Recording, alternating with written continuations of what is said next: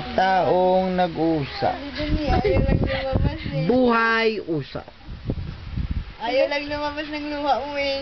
Wala yan. O sige, o, pilitin mo. Walang lalabas Nag-aaway dyan. na sa room, nag-aaway pa personal. Ayan yung mga taong usap. Magmahal. Ayan. Pati mo si Tanong. Bago pang matigas nito. Oy!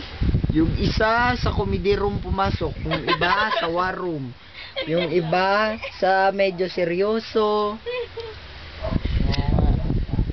yung iba naman tahimik kasi walang nagchat-chat sa room. Kaya tambay lang lahat ng chatter. Ayan o. Siguro nga lang nakatawa pa. Okay naman. Buhay usap. Si Bigas, baka si